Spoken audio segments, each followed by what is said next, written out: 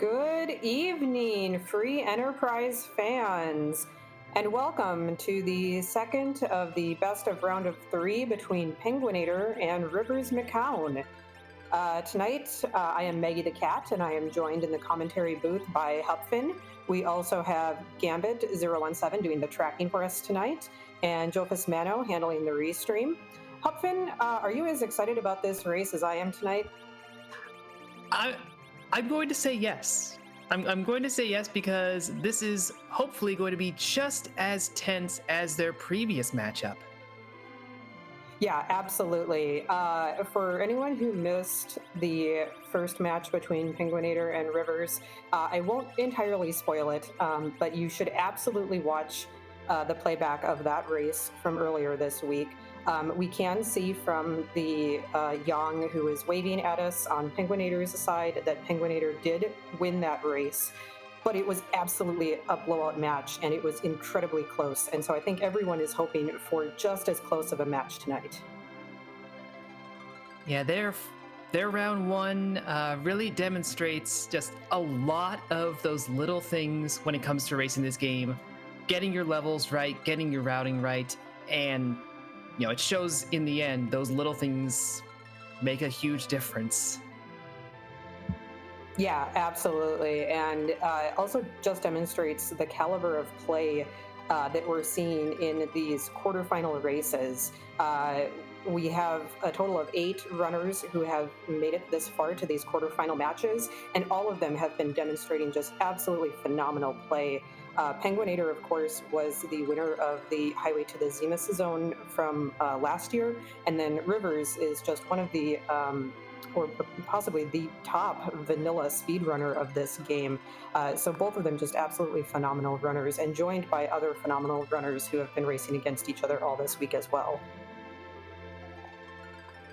Yes, but of course, phenomenal as they are, one of them must go on and one of them must end here, and we will see if that ends up being penguin8r taking a 2-0 or if Rivers is going to push a game 3.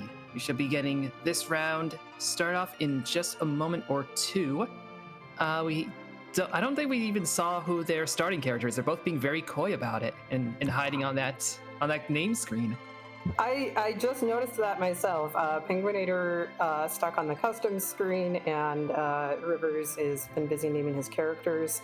And so, yeah, I don't even know that we know our starting characters. Don't actually know our objectives yet. We do have some very fancy objectives that our restreamer has put in. And now we do see that we've got a Rosa start. Very, very nice start to this seed tonight. Yeah, that can be a great one if you happen to stumble into a strong bow. She's capable of offering some offense as well. And of course, you never hate to start with a white mage. You might hate to start with 2 white mages, and the hook is definitely a thing. Yeah, this double white mage start is kind of amusing. We'll see how they do with this. Rosa, of course, as Hupfin was saying, is a great start. She can be very powerful with the right bow and arrow in hand. Porum, well, she's a white mage. She definitely has some white magic. Porum exists, for sure. Yeah, she can use a bow. I think with Porum, you're really hoping to find, say, a mute dagger and, Magus Sisters early. Looks like we're going to have to get another Porum somewhere down the line as we're seeing our list of actual objectives coming on in. Yeah, this seed really wants them to take their white mages seriously. That's no joke. Did Demarine roll this? I thought that Demarine was part of the last race, but maybe Demarine came in and secretly rolled this seed for us while we weren't looking.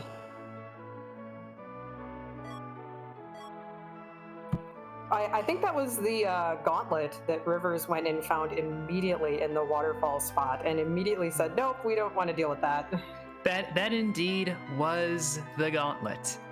And that means we are not going to see the Gauntlet. Yeah, that does not look like one of our required objectives. Now that Gambit has filled those in for us, we see that we need to find another Porum. We need to trade away the rat tail, open the pass door in Troya, open the Troya treasury with the Earth Crystal, and then break the Dark Elf's spell with Twin Harp. So lots of good objectives there. I'm sure that music required is everybody's favorite. But unfortunately, probably not going to see that gauntlet, although Rivers is going back there. Oh, I thought maybe he was going to do like a little No. mini grind right at the beginning of the game here. No, I think it was penguin8r who made the initial peak, so now they both have that information, and I suspect both of them are going to skip out on it. I'm sure they're both happy to know there's no boss hunting going on with this set of objectives. You have to look for Porum, but beyond that, it's key items. Yeah, a boss hunt can really slow you down if it's the only thing you need, and you have to you just have to find that one spot and it's gated behind something. So Porum, hopefully they can find her relatively easy. It looks like penguin8r is going to go make the character check immediately behind the hook and see who that is. Well, River is picking up his hovercraft, so he may be right behind. Yeah, penguin8r skipped out on the Baron check. From what I saw, River's doing that bit of thoroughness. So kind of sticking on a similar route. It makes sense. This is basically a free character since we started with the hook. Your next best option for a character is going over on Hobbs, and you got to do a fight for that.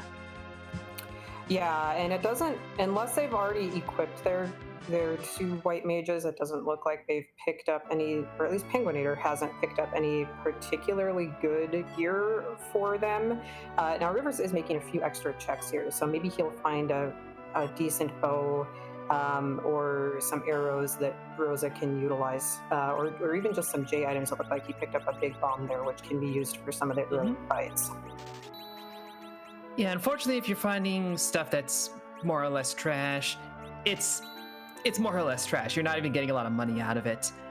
Some of the settings that we have for the brackets, we're running a little tougher on the shops, to say the least. Yeah, definitely. We're playing with that 1/4 cell flag, so everybody been running a little bit lean with those shop checks, and that's not a character that they probably were hoping for in that hook route check. I mean, I love to see it because it's hilarious to me. It is. It really is. And Edward has some utility. He can be very useful against very specific bosses like Evil Wall or Dark Knight Cecil. Or Zeromus. Yeah, yes. Yes. So, he's got use. And, he can throw in a small little bit of damage here and there. But yeah, penguin8r is probably a little disappointed at the result of this whole move. Really, the best part is knowing that CPU is at the Rubicon slot. That's about it. Rivers heading over, doing the antlion approach, probably the better of the two decisions. Yeah, with that, at least with that big, I didn't know what else he picked up here quite yet, but that big bomb at the very least will be useful in almost anything that he runs across in this spot. And then any other J item or even some arrows from Rosa should be able to take out almost anything in this spot. So this shouldn't be too much trouble for him, even with this party that he's coming in here with. Yeah, we did see penguin8r coming back out, doing a bit of looting in the Evelyn Cave, in that area that does have a trap chest, which means the loot is going to be a little bit better because you're running that risk of a fight you can't win right now. Yeah, absolutely. So with the T-Pro flags that we're running with on this flag set, the early checks like Baron Town and Damsian are going to have a lot more of the low-level equipment and items, whereas checks that are gated either behind, like in the underworld or on the moon, or that have those trapped chests are going to have a chance for a lot better gear. And as you said, using that big bomb to take out the D-Lunars here in the Antlion Cave, just one shot, anything fire on undead, not a problem. Yeah, took out those D-Lunars very nicely, and from Antlion we're getting a power robe. Not a key item, not bad for Rosa though.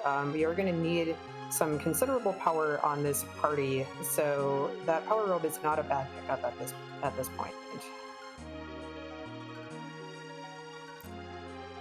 Yeah, depending who you are, the idea of Battle Rosa can be anywhere from a meme to a meaningful strategy, and right now we're kind of getting nudged in that direction.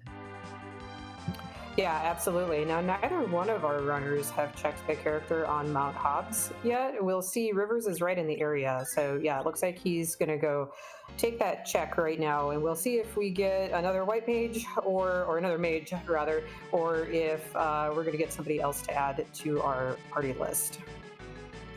I think penguin8r might hope to find a Rydia at some point, because I know his Sylph was in his inventory.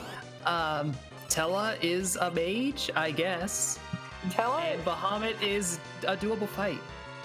Yeah, Tella is another mage who has white magic, and yeah, this party is definitely lacking in power at this point between the 4 characters who we have seen so far. And that's 4 out of the 7 that we're going to see for the entire game. And there will be no duplicates. So when we clear out Objective 1, it's not like we get 2 Porums on the team. We just see a Porum and we say goodbye to a Porum. Yeah, and if that only other Porum is in some spot like Giant of Babel, they have to go get her. Even if they're not actually going to add her to their party, they still have to go through everything and get to the spot where she would be recruitable in order to clear that first objective.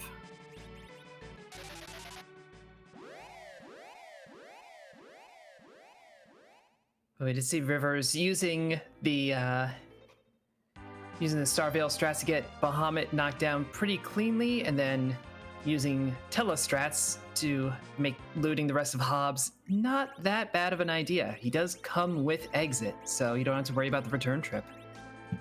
Now, penguin8r is coming here with Edward, who he picked up in Eblin Cave, and somewhere along the way he also picked up a Dancing Dagger. And Edward with a Dancing Dagger in these early overworld checks is actually pretty powerful. We saw that he didn't even have to use a Starveil to get through that Bahamut fight, and Edward was able to almost solo that. He had a little extra damage from some arrows and some plinks from the staff, but that Dancing Dagger can take out a lot of these early overworld checks all by itself. And that difference in Starveils could end up being a big, a big inflection point. As I was saying, like little things when you're at this level that can decide a race. River's going to show us the Fabul defense spot. That's a blue robe, and we've already seen the other blue robe, so we know that this is going to be Water Hag. Yep, so a fairly free Fabul. And meanwhile, penguin8r is covering the ground that Rivers has already taken through Antlion Cave. Gonna get through those D-Lunars pretty easily, I would imagine, and pick up a power robe for his effort pretty soon here. Gonna be a pretty welcome pickup for his party as well.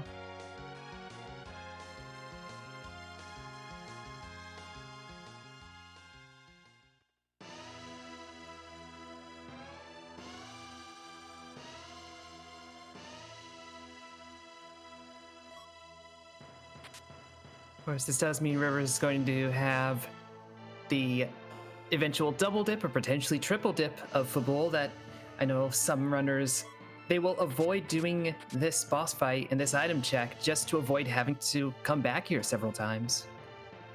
And with just a coffin as a reward, if you do that, you're rewarded for it.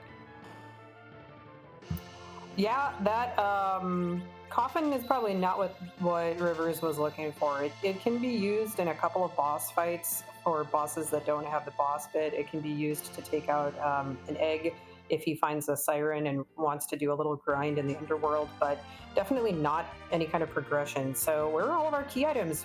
So far, all we have seen is that hook that they started with. It's looking like all the key items are probably underground and on the moon. But there are still spots to check. We haven't gone up ordeals, and with that talent in the party, we want to go up ordeals. And of course, there's the Baron Inn as well. And all the spots that we have to check for our objectives. Other than objective 3, we got 3 overworld checks that give items. Or 2, I'm sorry. Treasury doesn't give key items, it just gives good items. It does give a lot of very good items. Yeah, it's that best non-trapped chest items that can be opened, I believe. And here we see Rivers going up Mount Ordeals. Let's see, there are no boss hunts, so he won't be getting an objective from the bosses up here, but he could get one of the key items that he's looking for from this chest, or from this check. And did get another dancing dagger. No Edward to hand it to, so have to take on the Leviathan with just a batch of mages.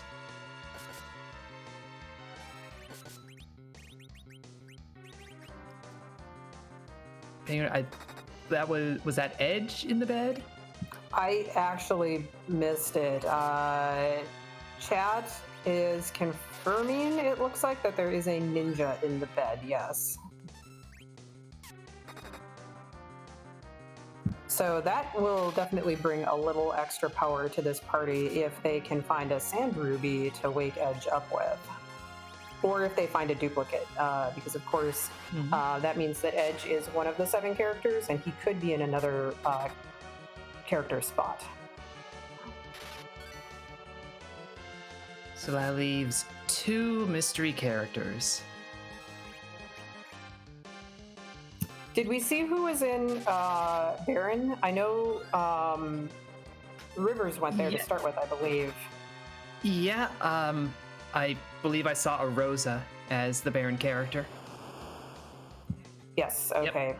Penguin confirming that and doing the looting here. We'll see if he decides to take this check or if he's just going in here to do the looting.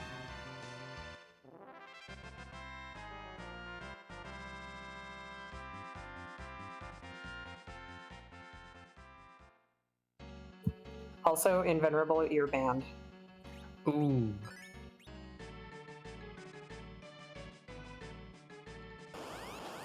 We're playing it. We're playing it quiet, playing it calm on the puns for this run. Yeah, for now. That was all up to Baka and Demi. They had their chance earlier.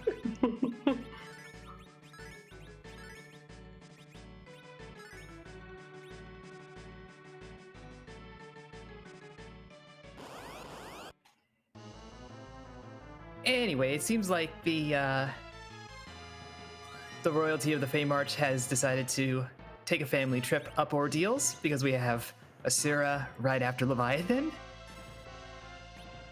Oh yes, and it looks like chat is hyped that our runners have a silence staff that they can be using to beat Asura up with. She is considered a mage type, and that silence staff does hit extra damage. I think it's ×4 damage against mage types. So, yep, there goes Porum casting Berserk on herself in the front row, and Kella gonna keep the blinks up on everybody while Porum just decides to bash at Asura with her silence staff.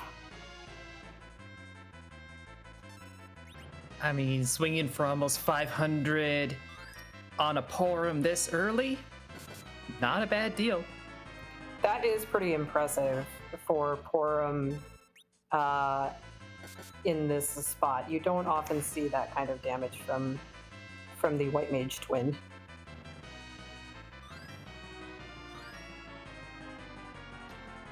And of course, we also see River setting up the vanilla strat for dealing with Asura, where you just put a wall on her so that all of her healing magic gets reflected back onto your party.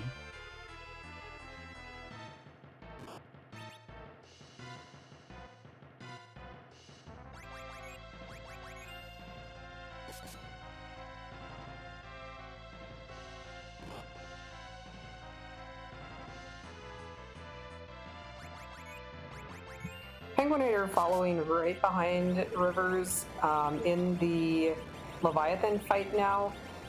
He does have that Edward with the dancing dagger, so we'll see if that makes this fight any faster for him. Also looks like he has some Thor rages, which may make this a little bit faster as well.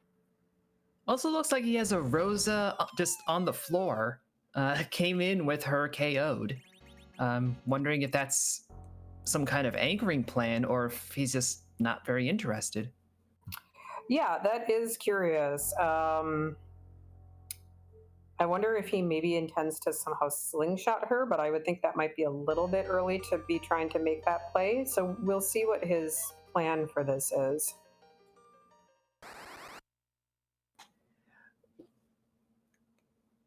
Well, we see that all of this is kind of for naught as we get a black robe and it's Summons Mountain. We have visited Summons Mountain. You know, there was a race, I think it was yesterday, where one of the runners continually tried to use a grimoire and got all of the elemental eidolons right up here, and so now we're coming back and getting all of the non-elemental eidolons out of the way. So Ordeals has now just officially become Eidolon Mountain.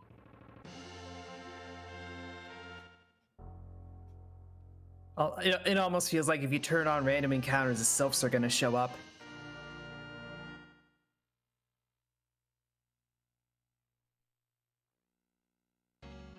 Telelearning swag rocks. We'll see if they find a Soma drop that they can use to bring that Medio into play at some point. They could almost use it with this party setup that they've got.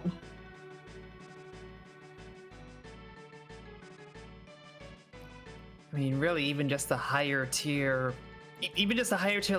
elemental magic would be nice to have right about now. Yeah, so Tele coming online is going to add some power to this party.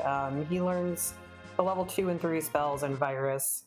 He doesn't get Quake or Nuke, anything quite that powerful, but he will add a little bit to this party, so it will be a welcome addition.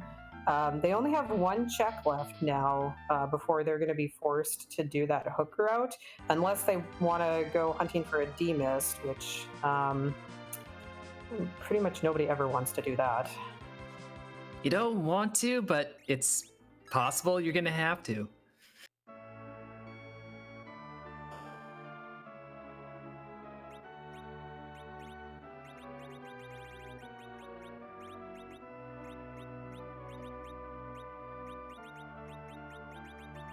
And it looks like Penguin8r has gotten through that Leviathan fight and is setting up his Ashura fight pretty similarly. I think that Porum has mute arrows instead of the silence staff on, and he also has not done the reflect strats, at least not yet. So Ashura is going to be healing herself. We'll see if he can just manage to out damage her, or if he is going to use the Star Veils on her like Rivers did.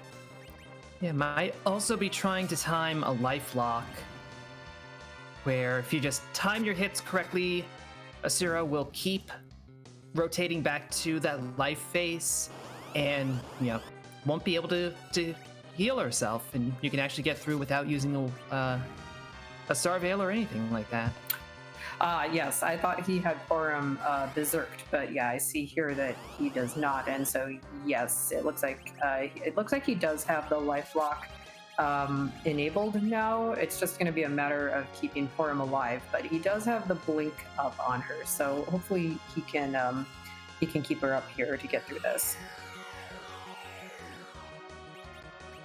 Ooh, and we find the officer guards as the second fight on the Baron Inn, and they are hitting kind of hard.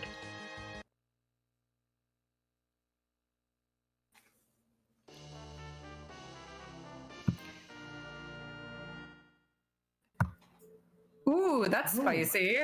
Yeah, we start with a hook, and it's not technically a hook seed. Yep. So Rivers got through that fight very neatly, used that Stardust item to get rid of the other guards, and then the leader retreated. and got the magma key for his trouble. So I'm sure he's going to be dropping that into the well pretty much immediately and making his dive into the underground. Yeah, and kind of a good thing that was the second round fight in the Baron Inn, which never grants you XP, so you're not thinking about doing strats or arranging things to try and get the officer's XP, which is a fair chunk of it. I'm sure if that was at, a high XP spot, a more interesting spot, that coffin could have come out. Yeah, absolutely. But Rivers gets to save the coffin for now. Going to drop that magma key in the well, going to blow up the mountain behind Agard here, and we're going to see our first peek into the underground at about 23 minutes into this seed.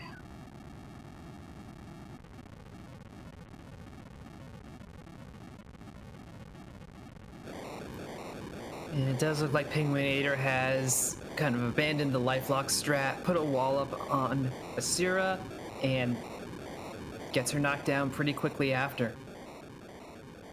Yep, so he recovered from that. Did take a reset. That's going to put him behind a little bit, but recovered fairly well. Going to be rewarded with this black shirt, but more importantly, going to be rewarded with powering Tella up. Still keeping that Rosa on the ground, so still curious as to what his plan with that is going to be going forward. It looks like River's plan is to get a bit of information out of the dwarf castle. Gonna peek what this boss is. And it is Vanilla Dolls. Not fighting it just yet. That is kind of an easily accessible next character if the dolls are not that bad of a fight. And, River's sitting on 3 party members, little hurting for that. Yeah, so that's good info. Dolls, not too difficult. They can be stopped if you find an hourglass.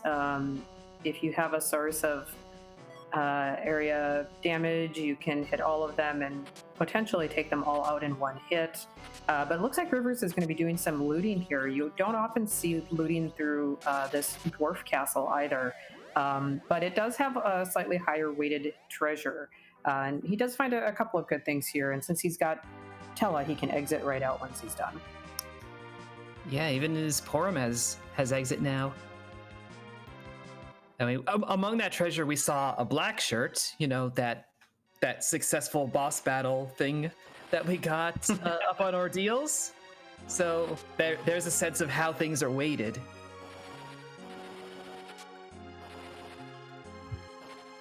River's also taking some of the chests here in the Fey March, also pretty heavily weighted since there is a trapped chest in here that will wreck you if you come in here at this point and try to take it. And getting a samurai bow out of it, so that is a gamble worth playing. Yeah, that samurai bow is going to be real nice in Rose's hands. I don't know if he's found any decent arrows yet. I know there have been mute arrows in a shop somewhere, so if he hasn't found those yet, he's going to be looking for some good arrows real soon here. And we do get our twin harp, our required twin harp, sitting in the free chest at Feymarch. Yeah, so get your freeing harps out real soon here, chat, because I bet, that Dark Elf spot might be a little bit tough for this party at this point, actually. Yeah, very high magic defense going on, and Rivers does not have that Edward to do. Well, Dancing Dagger is still technically a spell, actually. So. That is true, yeah. That Dancing Dagger is probably going to do all of 1 damage in that spot. So you're probably really going to be relying on your Rosa with that new samurai bow that he just picked up, if he can find some arrows to go with it. And that has to be... That exit is the most strong noping that I think we've seen so far, seeing Kanazo and Evil Wall as our Feymarch bosses. That ain't happening. Yeah, that's a rough pair of bosses in those spots. They're not going to want to deal with that anytime soon. So, hoping that their objective progression is not behind either of those bosses.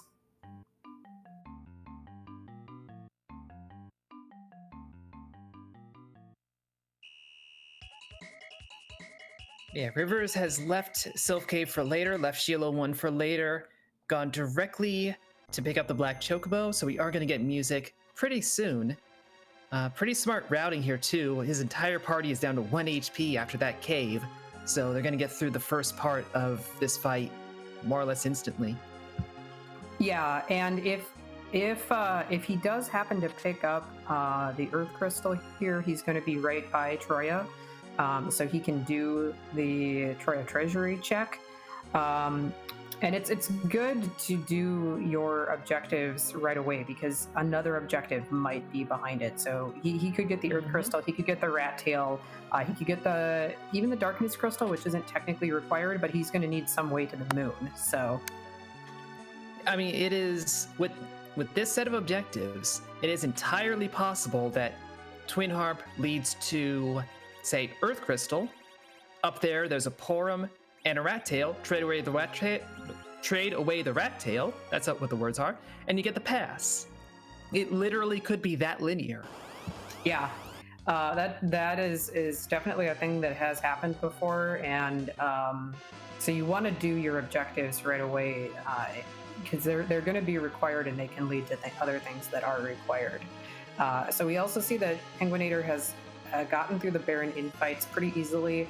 Got that Magma Key, dropped that Magma Key in the well. It's going to be breaking open the underworld and following Rivers pretty soon here. But in the meantime, we do have music, so I think we're going to be quiet for a few minutes and let chat enjoy Spoony B's Rockin' Tunes.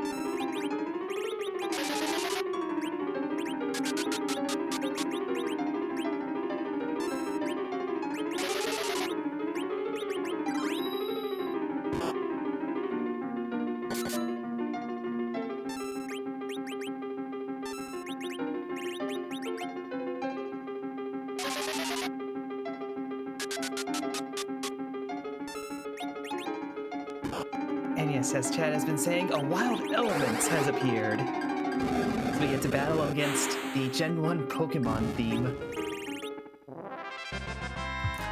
Yeah, and it looks like Rivers is able to get a Fire 3 casting off on that Mylon form and take that elements down pretty easily. So we're going to see this key item here. Ooh, that's a pan. Indeed it is. So River's probably happy that he didn't do that Sheila 1 check because now he can go into Sylph Cave and do all 3 of the Sylph checks all at the same time.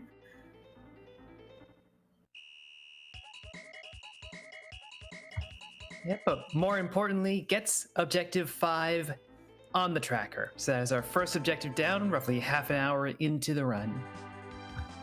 penguin8r, meanwhile, has gone down into the underground. He's in the Feymarch area right now, but he did stop in Tomra first. And I didn't see anything too good in the Tomra treasury, but he did find a cursed ring for sale in the Tomra armor shop. And I'm pretty sure he was able to sell enough equipment to afford that. So I don't know that Rivers has picked one of those up. So that cursed ring can be a really nice find for our runners. Yeah, as far as I know, Rivers does not have one of those on hand. And like you said, they are pretty valuable. Especially setting up a good anchor plan late game. Yeah, in the Swiss round, we had the rescue flag on, so it was pretty common for runners to just leave a character at base level or at low levels and then go rescue them for the Zeromus fight and use that character as your anchor. Well, we don't have the rescue flag on anymore, so whoever you dismiss, you will not be able to get them back unless you find them again in another character spot. Character recruitment spot. So you have to be kind of careful that if all of your characters get too high level and too high agility, you won't have a good agility anchor, but you can fix that with that curse string.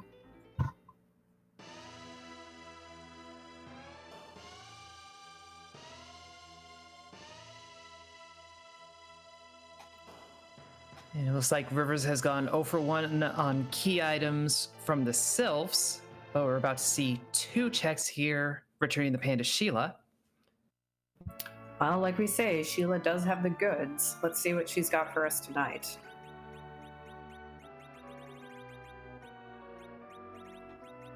I don't know if Luca key counts as goods, but it may be essential. At the very least, it's a key item, which we've been a little bit lacking on in this seed so far. A darkness crystal is better.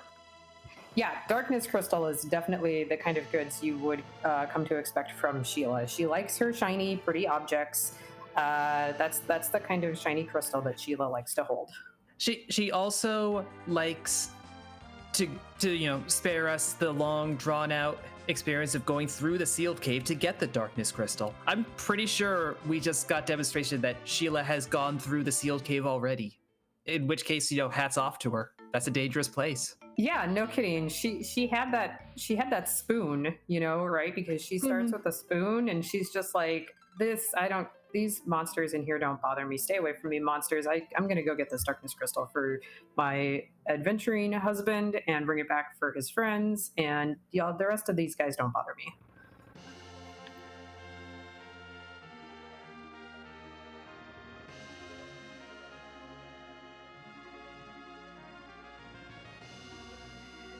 Penguin8r, meanwhile, is just doing that Sheila 1 visit, so that is a little unfortunate, knowing that the pan is so readily accessible right now.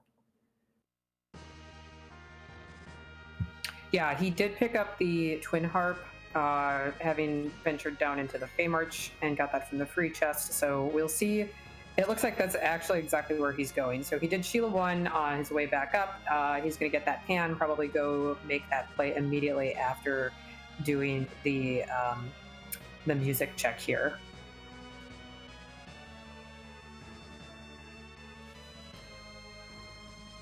Yes, the pan was at Cave Magnus with that twin harp hanging out in the Fey March free chest. And we're going to see who is the character up on the moon. Rivers immediately went up here, trying to pad out his party a little more, still sitting on just those 3 characters. And it's a mood bard. Yep, so that is our duplicate, Edward. Rivers has not checked the character in Eblin yet, so this is his first time seeing the Spoony Bard. Bard. Yes, exactly. He might be trying to get a party together to do a D-Machine grind, but if he goes back to Earth and checks that Eblin character, he's going to be a little bit disappointed. Yeah, at this point, our safest option for getting a 5th character is going to be the Dwarf Castle. Yeah, or at least safest and also most accessible, since we would need a key item to do anything else, and right now they have not found a Baron Key, Earth Crystal package, anything that would open up another gated key item, or character check rather. Yeah, you could go and try to hit the giant right now, but don't do that. You would have to have some really, really free bosses there to have a chance at getting through that. And it looks like Rivers is making the dive into Eblin Cave, probably hoping to find an actual 5th character, and gonna be real disappointed here.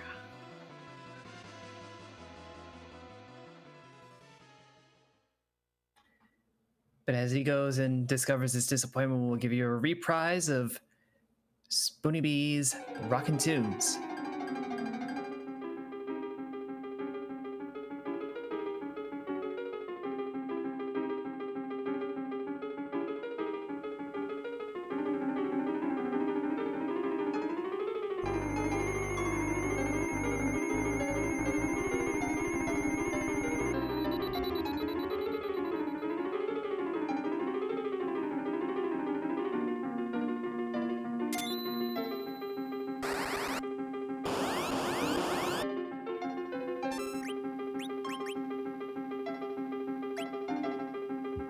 Rivers noped out of that Edward almost as fast as he noped out of that Fey March.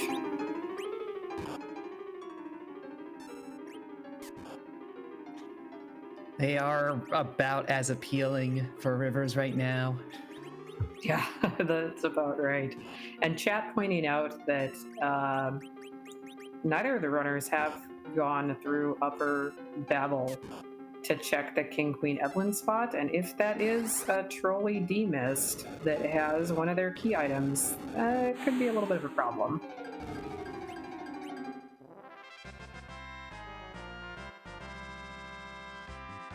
The penguin8r pulling the same Fire 3 one shot, getting through the elements, getting to that pan.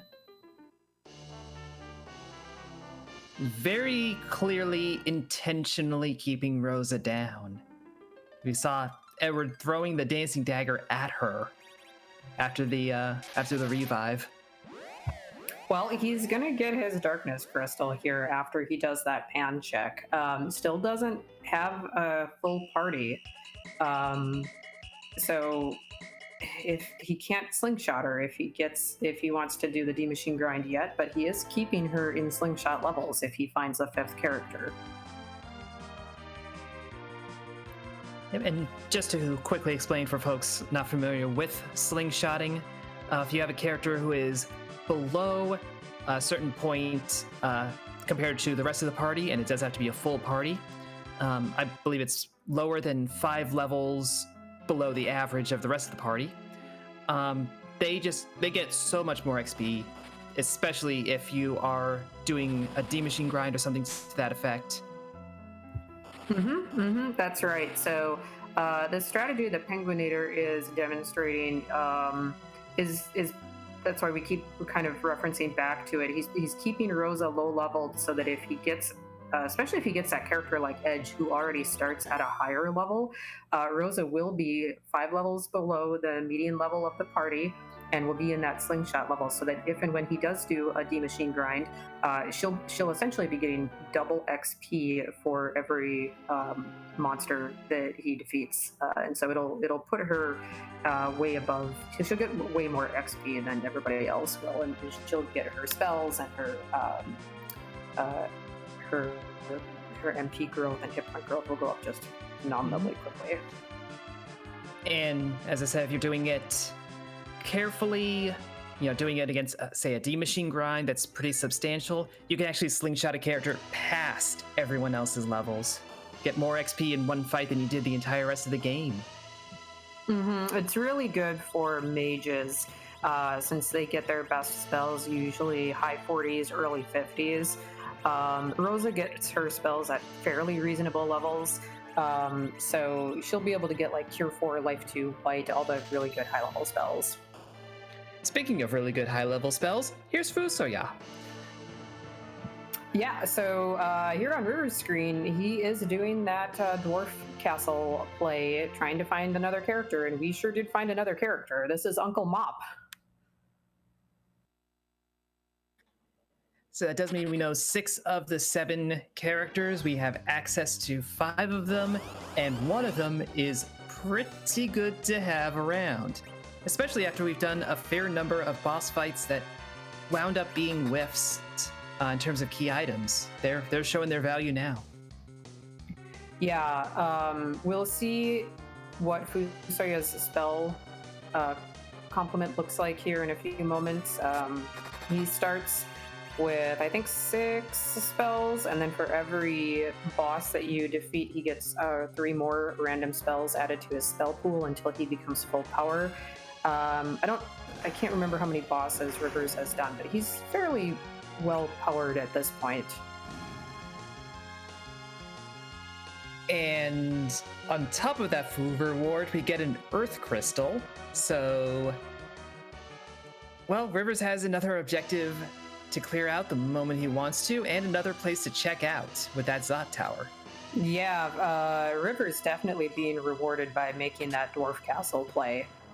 So going immediately back up to the overworld, looks like he's making a quick pit stop in Mist Cave just to check for Mist Dragon here.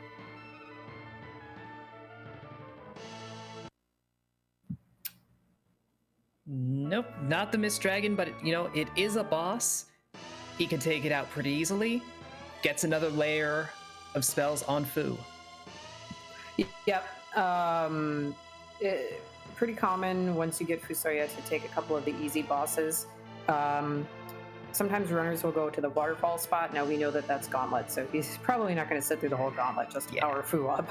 I mean, you want the spells, but not that hot. You don't want them that bad. Yeah. Yep. Penguin8r did go and turn his pan in and was rewarded with the Luca Key and the Darkness Crystal, so we'll see where he goes from here. He does have 4 characters, doesn't know that Fusoya is at Dwarf Castle, but of course knows that Dwarf Castle is the easiest and freest, if you will, 5th character that's available to him at this point. Yep, but first going to do the moon check and realize that that is not your value.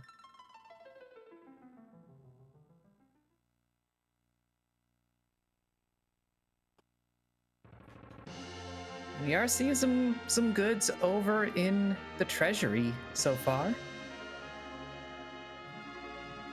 Couple of Bacchus wines. Yeah, some sorcerer robes even, a Gungnir in case Kane is appearing. A Masamune, sure. That's really nice if they do happen to get the Sand Ruby or another way to find Edge. Yeah, that's definitely the strongest pull out of that whole set, but there's still some stuff that you can use right now, or at least intend to use down the road. And River's going to go ahead and do the Tower of Zot play immediately while he's here in Troya. I don't imagine he's going to have much trouble with this now with this party that he's got set up. He's going to have 2 potential characters up here, so this is a good play. He has a chance for Edge. He has a chance for the mystery 7th character that we haven't seen. And he even has a chance for Edward. Not probably the character he's looking for, but it would at least fill out his party so that he could do the D-Machine grind after this if he wants to. Yeah, there's a very high chance that Rivers will come out of this with a 5-person party, which is what he needs. There's a decent chance that this will clear out Objective 1 as well. Yes, very good point. They do still need to find a Porum. The Porum that's in their party is the Porum that they started with. She was their starting character, and she does not count toward that objective. They do still need to find another Porum that is recruitable. They don't need to recruit her, and in fact, they can't recruit her since there can't be duplicates. But they need to at least find her and have the option of recruiting her.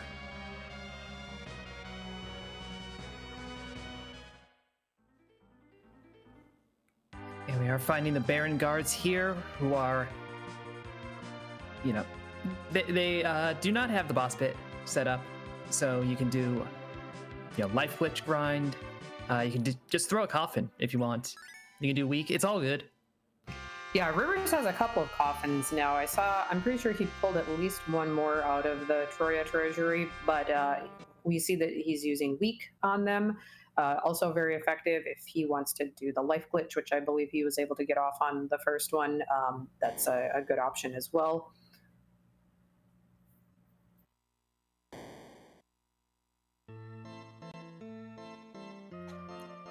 And now Rivers takes the save. Go off to see who the 2 characters are and who the boss is that we're going to have to fight up here.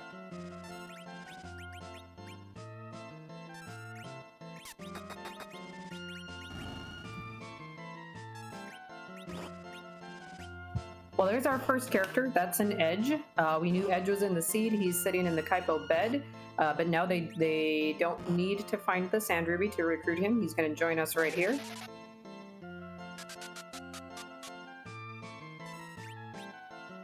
And there's the child we're looking for.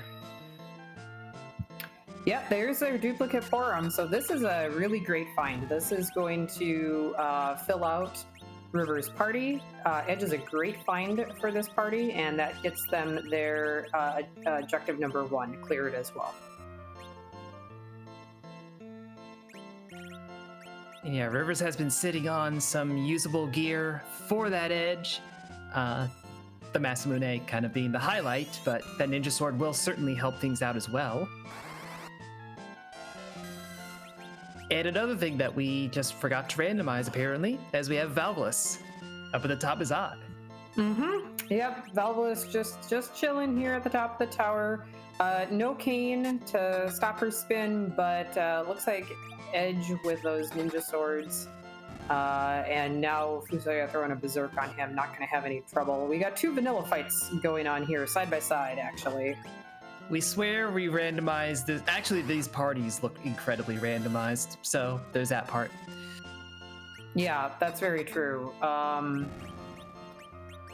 think Rosa is the only character who would actually be present in either of these fights. Yeah, and she's 1 HP from not being present in River's fight, but holds on long enough. Those ninja swords doing lots of work.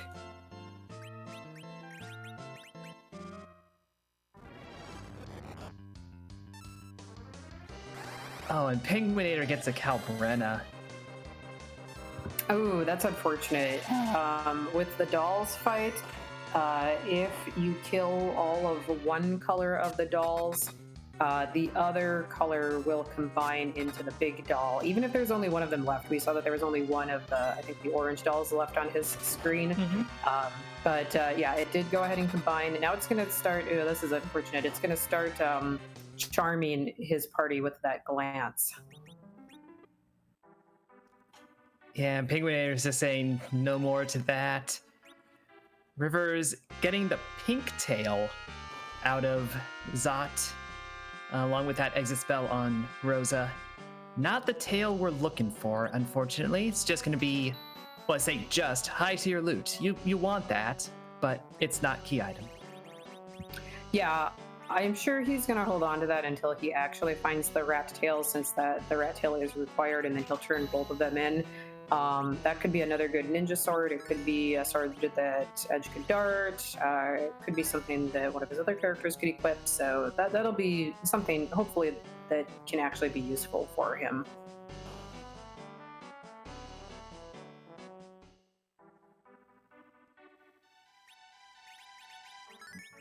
And Penguin8r did take an unfortunate wipe to the dolls after the little dolls combined into the big doll. So he's back outside Dwarf Castle doing a little bit of adjusting. He did some shopping in the item shop here. He's re-equipping his party. Looks like he's going to go back in, hopefully going to take this fight again. I think he can take it. I think he just maybe had to do some readjusting and setup for it. Yeah, I didn't see if Penguin8r obtained that Soma drop or applied it to his Tella, because that would open up Meteo, which was River's strategy for that fight. I saw him go and buy a Soma drop, so I assume that he used it on Tella, and that's probably going to be his strategy now, is to just swag rock these dolls away. I mean, we saw it works.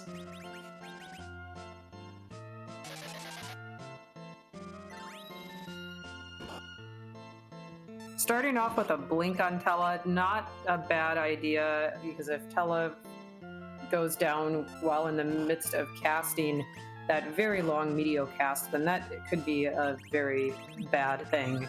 But I think that Edward is queuing up an Ether, to top Tella off so that he can cast that Meteo. I was gonna say that's the downside of that approach. And River's just finding out that the seed wants your edge incredibly online. There's a Masamune. We'll see if this is a boss fight worth doing or if he's just going to bail out and look elsewhere. He's going to bail out and look elsewhere. Yep, we got lots of ninja swords. We got a ninja to use them, but we do not need to take that karate fight. We don't have a paladin to make that fight free. Probably going to hit real hard in that spot, so Rivers is just going to nope right out of there.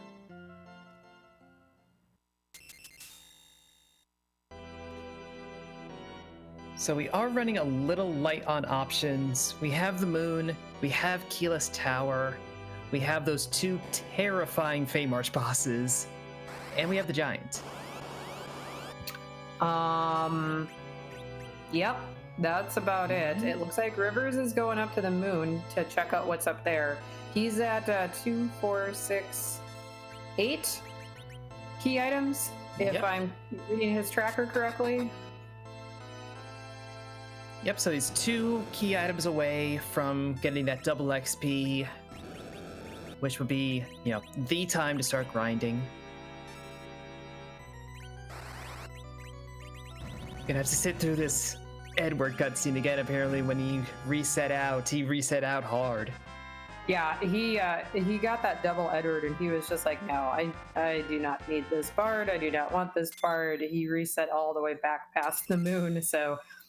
gonna take his Edward, gonna dismiss his Edward real fast there, and gonna dive down into this lunar subterrane to see what he can find down beneath the lunar palace here.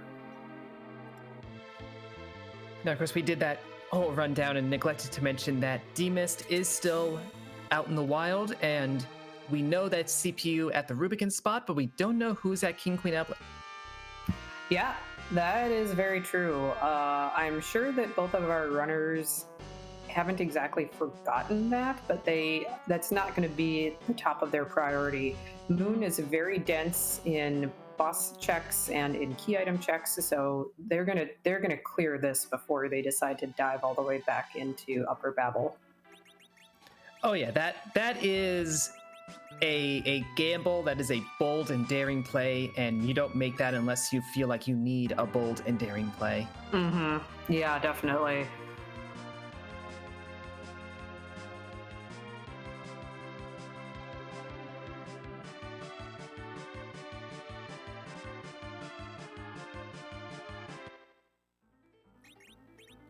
But it looks like penguin8r is going to make the same sequence of moves, having gotten that Earth Crystal.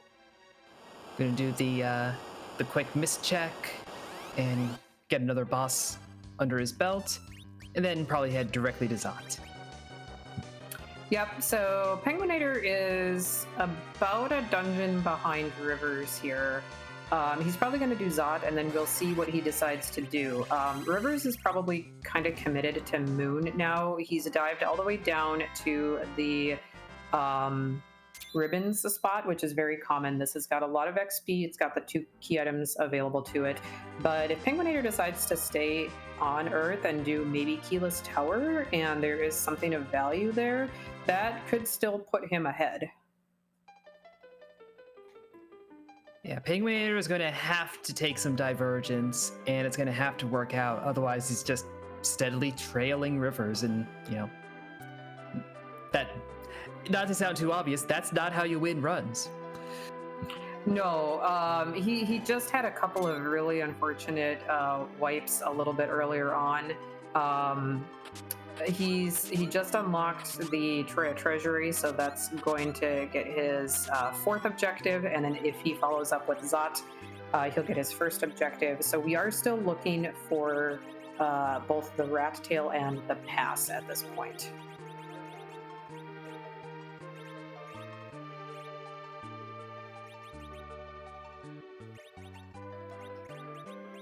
And Chad asking if slows stack.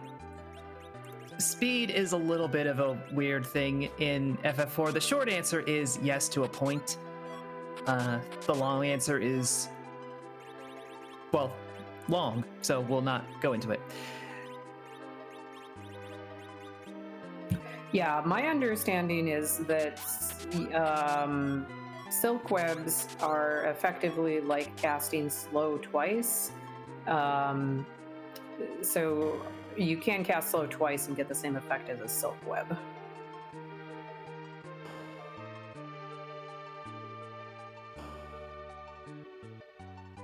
But I actually have no idea how the fast spell works because nobody ever uses it, and it's supposedly not nearly as good as slow. Yeah, it is. So there's a whole like speed value that you kind of start off at. I think you start off at 16, and you can go. I actually don't know the exact numbers, but the point is that the difference between your starting point and the minimum is larger than the difference between your starting point and the maximum. So you can get much slower than you could get faster. Oh, I see. Okay. Yeah, and so it's more beneficial to slow the enemies than to haste or fast yourself or your party. And this is all to say nothing of agility anchoring, which is an arcane knowledge passed down throughout the ages. It's only fully explained in books that must be referred to as grimoires. Yes, it's black magic. Nobody truly fully understands it. Somebody probably does, and that person is not me.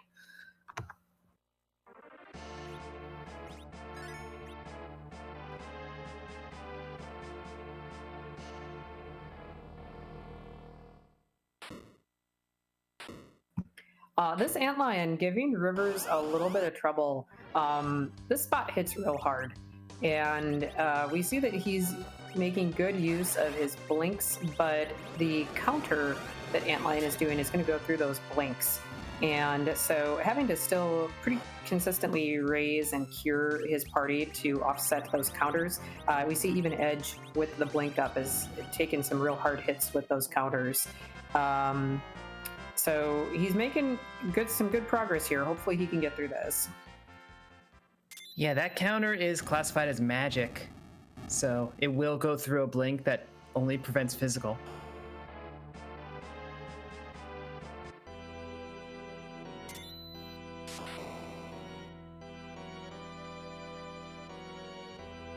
And special attacks like Dart or Magic, or if they had Kane and Kane was jumping, or they had Yang and Yang was using his power attack, would not trigger the counter. But it looks like Rivers has got that Edge berserked. And so Edge is just going to keep on attacking as long as Edge is alive. And every attack is going to trigger that counter. So just kind of a battle of attrition at this point, trying to keep everybody alive and somewhat either healthy or blinked. Yep, like many counter scripts in this game, it triggers based on the fight command, which Berserk is essentially doing the fight command over and over and over.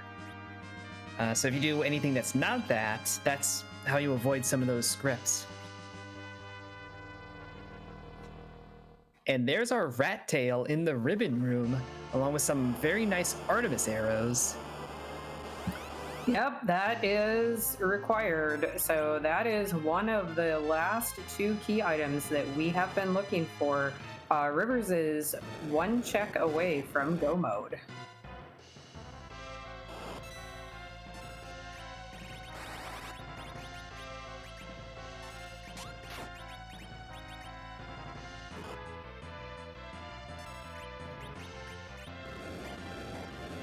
Of course, the big question is, where is that pass going to be? Rivers is clearly banking that it's also going to be on the moon and taking on this dark elf. Yeah, that's a good question and a good point. You could go turn that rat tail in and bank that their pass is behind the rat tail, but that's a big gamble because then if it's not, you got to come all the way back up here, or you could save scum it. But there's a lot more checks up here on the moon, so it looks like he is going to clear out the rest of the moon. This is also going to get him a lot of XP as well, and put hopefully that last key item, even if it's, well, the pass isn't going to count as a key item either way, so hopefully he will get a 10th key item so he can get that double XP.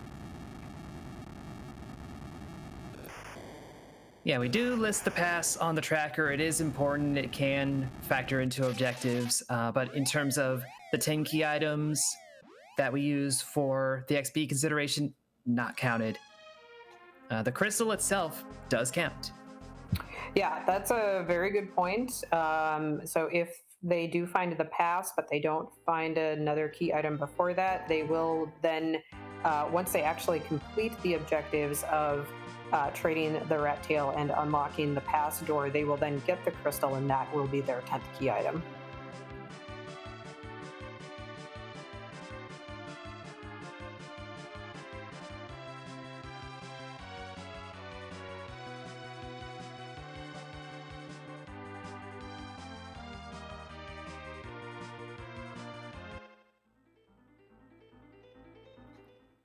Well, that dark elf did not provide a key item, just provided a white shirt, which I say just, it's actually quite good equipment to have.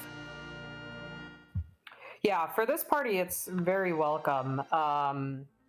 They've got a lot of characters who can use it. Meanwhile, Penguin8r went and decided to go turn that pink tail in.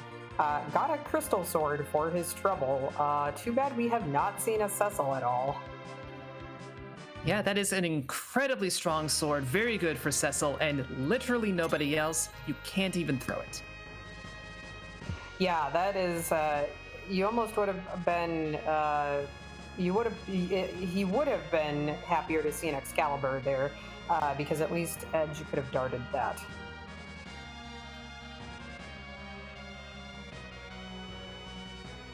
Have we seen the 7th character? Have we seen all the characters? Nope. We are still short a character. So it is feasible that Cecil is floating around out there. I don't know.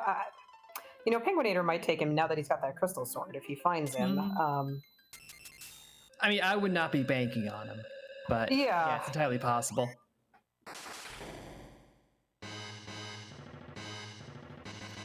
We've got ourselves Pale Dim at the Ogopogo spot. Not the worst boss to find here for sure.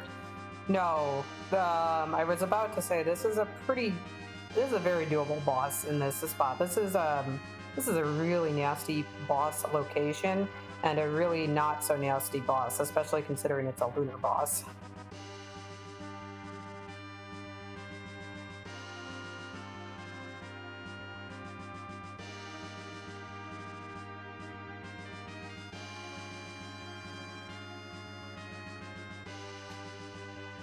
Yes, but unfortunately for Penguin8r, he is making pretty much the exact same move that Rivers is making, coming in to the subterranean and going down towards the ribbon room to start.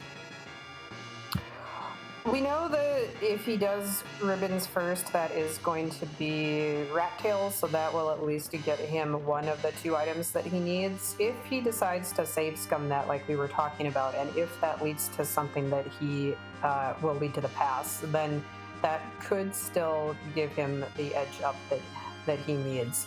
But we'll see. We'll see what he decides to do here. At this point, that is the sort of thing that he is going to have to do to make up a lot of time. The unfortunate thing is we're an hour and 5 in. We got 3 objectives down. We're just item hunting at this point. It's hard to feel behind. Yeah. I mean, they both have made really good progress. Even with a couple of wipes that Penguin8r had, he still made very good progress on this seed. Rivers has just had a really, really clean run.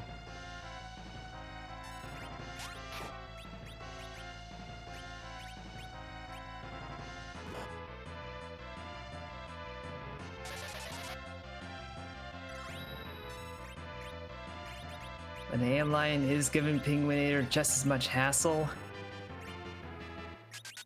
while Pale Dim not as much trouble for Rivers, finding the tower key, so that is 10 key items and potentially what you need.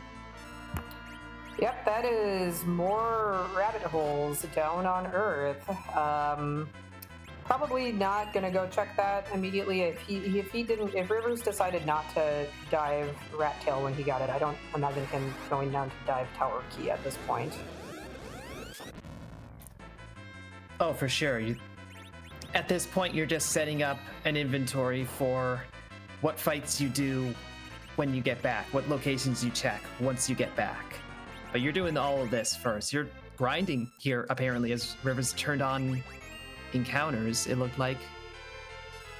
I think he maybe adjusted his battles. Oh no, never mind. I thought he adjusted his battle speed, but he did turn encounters on and got real lucky with the very first one. Got the gold and silver dragon, which is I think he can get the double gold dragon here, but this is still a really, really tough grind fight. Yeah, it's not the classic underground eggs or the D machine, but it's a pretty good grind. And especially if you're going to be sticking on the moon for a little while, you want to hit this one up. Yeah, had an hourglass, was able to stop them using weak and then life glitching the gold dragon for the double XP, and he's got 10 key items, so he's getting double XP for the whole fight. Yeah, lots of XP, lots of levels there. Saw Cure 4 on one of his white mages. I'm pretty sure that was Rosa. I don't think Porum has quite enough levels for it yet. No, and got a free Star Veil for it all, even.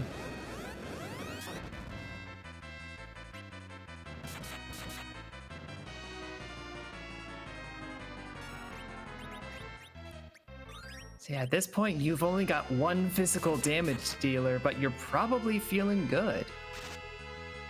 Yeah, Edge is doing some pretty massive damage with his gear setup that he's loading.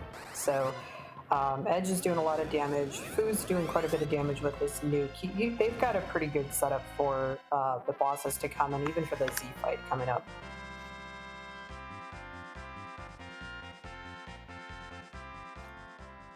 As penguin8r does get through that antlion fight, so good XP on most of his party. Picks up that rat tail while Rivers goes into the crystal sword altar fight. Finds Octomom. This is another fight that you can get through if you have a lot of casters who can cast Blink, which we happen to do in this party. And we're seeing why you need Blink, because those are some strong, I was going to say strong arms, but tentacles. I think it's a better term. They're like arms. Arm-ish, have arms. Yeah. You're gonna get thwacked a little bit with those tentacles if you don't have Blink up. And fortunately, everybody can Blink themselves. I think Edge is high enough to know image. Yeah, I do believe I saw him get that earlier.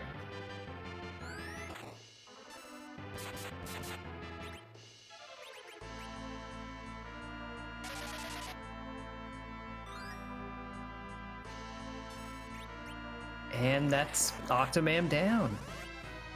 That was a very clean fight for Rivers. No real trouble at all once he got those blinks up on everybody. Let's see what this octopus is giving tonight. A spoon. Well, that's why he was hitting so hard. Sheila came all the way to the moon after getting the darkness crystal and gave the spoon to an octopus. Goodness, I mean, no wonder he was hitting so hard.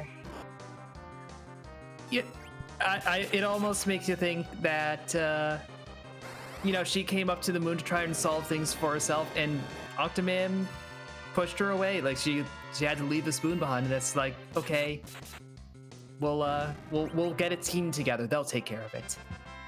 Yep. And now we see Rivers leaving the moon.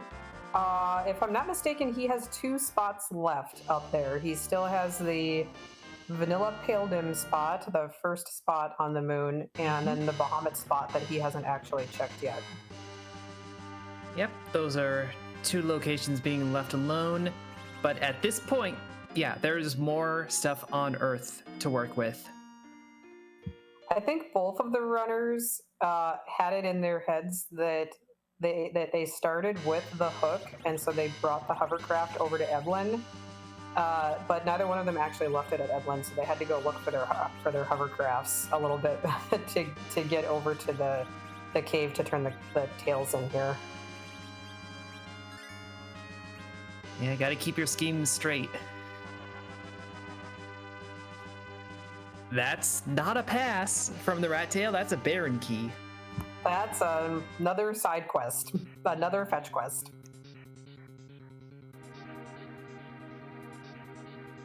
So we'll see what Rivers decides to follow first. He's got a couple, the Baron key now, and also the tower key that he can follow up on that he got on the moon. Yeah, and at this point, pretty much all three of your locations are going to be 2 checks. Baron has the Odin throne and the main throne. Tower has the top of tower and then the super cannon. And there's still the Fey March with those 2 incredibly rude bosses. Yes, very true. So now that they've got the tower key, they're gonna have more incentive to go do both of the checks in the tower. Rivers probably has enough levels to do the Fey March bosses at this point. They're still going to be pretty gross, but he can get through them with the levels that he got on the moon, I would imagine.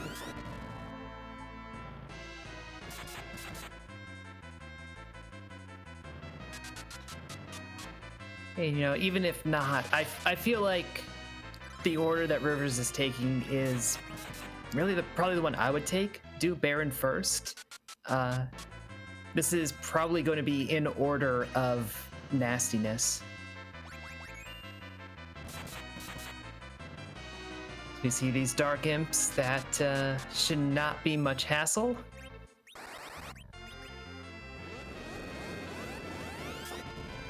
Yeah, this is going to be a very quick check. The Baron Throne will also be very quick. The Baron King Throne. And I imagine he will decide to check the basement throne where Odin would normally reside. Could give him some trouble depending on the boss there. We'll see what it is if and when he decides to dive that. Which it's looking like is not right now. Going up to the throne proper. Yeah, this is just going to open up the castle. So even if he were to do the Odin spot and find the pass, then he would still need a way out of here. He'd either have to do this check and watch the whole cutscene to get out, or he'd have to walk all the way out. He couldn't just walk out the door, so the guards would still tell him, no, you can't be here.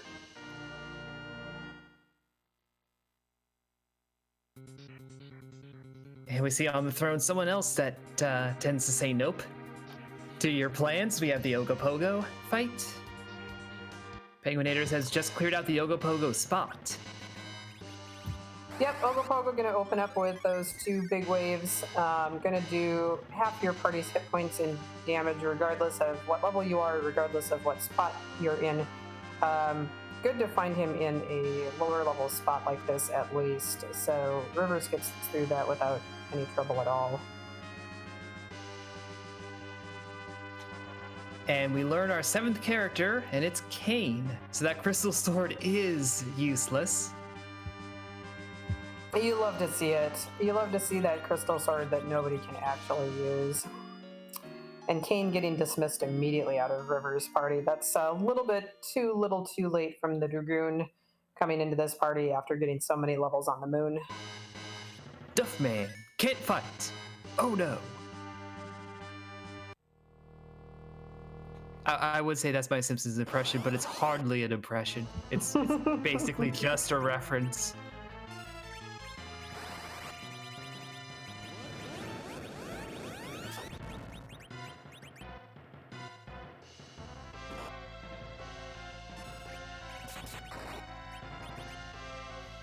And there is our pass.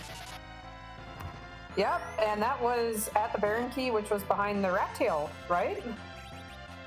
Yeah.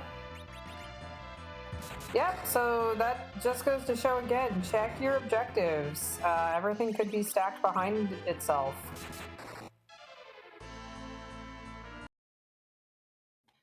Yeah, that incredibly low odds rat tail play was the correct one.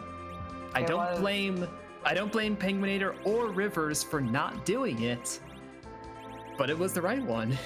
Yeah, I mean, Moon has got such a high density of checks that it's just the more common play and the normally the right play to stay up on the moon and full clear it. But it just so happens that this was the correct play. So Rivers is going and opening that pass door, getting his final objective complete, and gathering his crystal.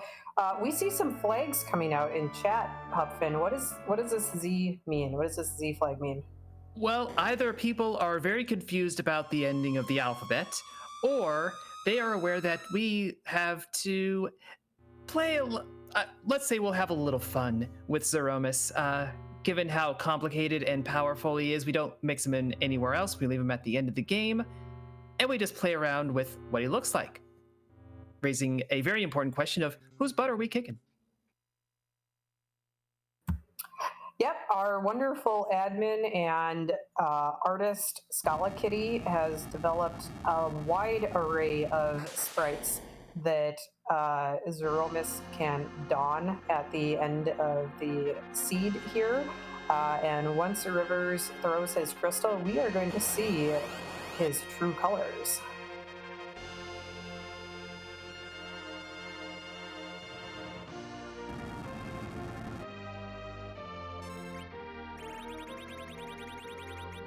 There are a good 400 or so options for what those true colors could be.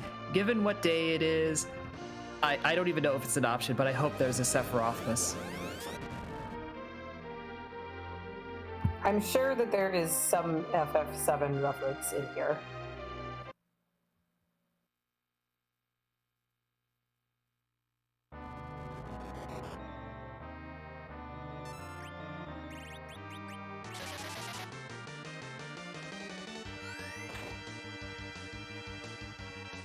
I don't think that's a Final Fantasy reference. Nope, that is a Chrono reference. That is, in fact, Scala herself I think it's a Chrono Cross reference, actually, which I'm not as familiar with as Chrono Trigger. So that is D Development. And it's big, and it's mean, and it's almost encroaching on the party's space there.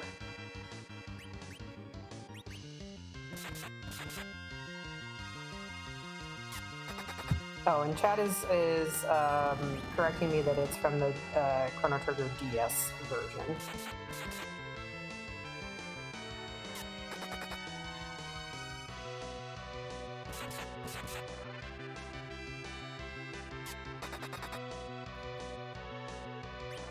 So yeah, Zeromus has come and encroached on the party space just enough to knock out Porum with that initial nuke.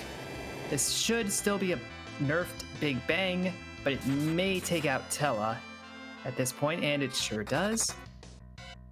Leaving Rivers at a 3-man crew for the time being, and that might be all we end up with. Do we have Berserk strats going on with Rosa here? We have a Battle Rosa. That's amazing. I love it. That's fantastic. I don't think she has white, so he can't do reflect strats with her, so instead he probably has that samurai bow and those Artemis arrows and maybe that power robe. Maybe the power robe is on edge, but he's got something good going on with Rosa, and she's plinking away with arrows, pew pew pew, while we've got the other two mages keeping the party alive, and this is fantastic. I love it.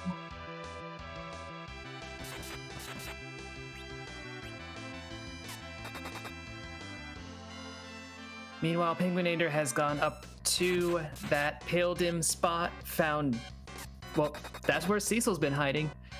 Not a very friendly one, but has managed to weather the 3 blows, and so we'll get the XP and whatever item is here. We know it's not the pass, though. Yep, if only they could recruit that Dark Knight and then have him turn into a paladin and give him that crystal sword. Instead, they're going to get the legend sword. So that's sort of vanilla, because normally Dark Knight Cecil would give that to you on top of Mount Hobbs. Yeah. Or Yeah.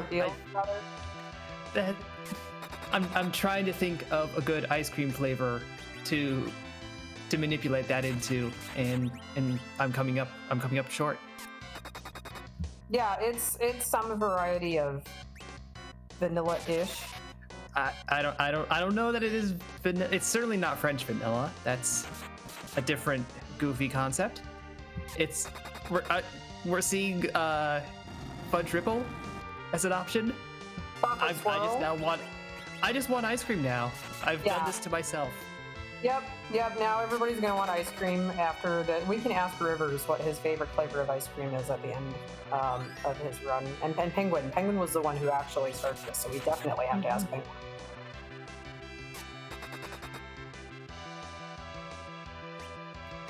Yes, but first, Rivers has to get through this Aromas fight, but is making good progress, has weathered one unnerfed Big Bang, and looks like should weather this second one. That was a really nice crit from Rosa just a moment ago. Over 2,100 damage from Rosa.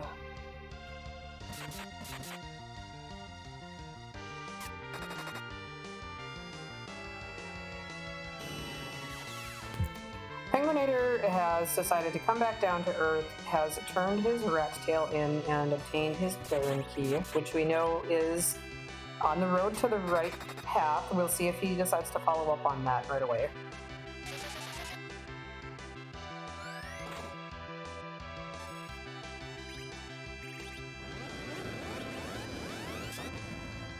Unfortunately, it looks like Penguin8r has gone to the underground and is going to do the Keyful Tower.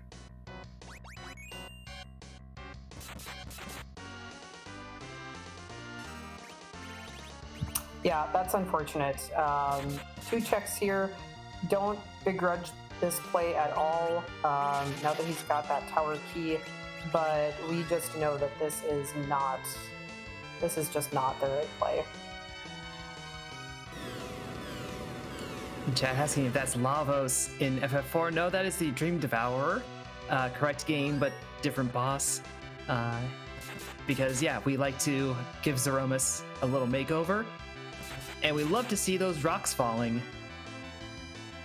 Yep, that means that we're within about 12,000 hit points of the end.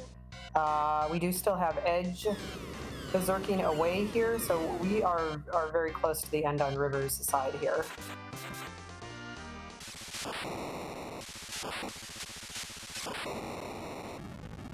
And there's the flash. So riversmccown has taken round 2 of this best of 3. There will be a game 3. Coming in with the final time of 1:24:09. And it sounds like we are joined by Rivers. GG on your finish tonight, Rivers. Congratulations on coming in on first place. Thanks. So, the important first question, favorite flavor of ice cream?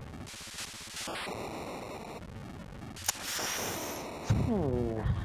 Rocky Road. Very well. I think that would be appropriate for what Penguin8r found at the Pale spot, by the way. Yeah, I was about to ask if this felt like a rocky road going through this seed.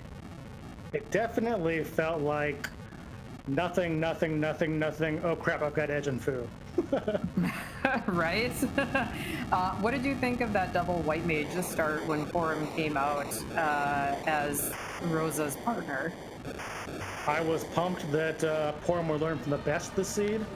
I was very excited to make her the battle mage that we rarely get to see in these flags, getting the power staff, the power robe early, and just letting her go to work on some fools. Yeah, she did a good job against Ashura for you up on Mount Ordeals. Yeah, bop that one good. Really was. I mean, I wasn't sure if I was skipping out or not in Hook. I kind of gambled that was not a good character and just went with it. And luckily, it turned out that was the case, so didn't really miss a lot. And I knew that was going to be slow either way, probably, so at least that was slow and entertaining. So did the early game kind of leave you nervous at any point in terms of how it was flowing and what your options were going to be? Not really. I was getting a little nervous from the beginning because there weren't that many key items. and that was leading me like, leaving places with a black robe. You're like 19 minutes in, you've got nothing but the hook. That was a little nerve-wracking, but pulling the magma key kind of settled the mood a little bit. Yeah, and then we saw you go up to the moon once you got your darkness crystal, you got your Edward, and then you went and dived to the Hook character and got a second Edward, and you noped all the way back out. How were you feeling at that point? I don't think you had your Edge or your Foo at that point. Were you a little bit worried about your party composition? Well, I knew that there was going to be a Dwarf Castle raid pretty soon, and the spot was fairly free. It was dolls. I had to like wait out a media, but otherwise, not a big deal. And yeah, I actually forgot to save when I got back from the moon again. I was going to keep the Edward, but then whoops, and then I was like, and nothing of value was lost. We were wondering if that was intentional, if you were just like, I do not need Edward. If this character down here is not of value, I'm just going to reset all the way back. No, if that Edward would have been required, I would have been happy to go and take him again and whatnot. Just kind of a brain dead play on my part.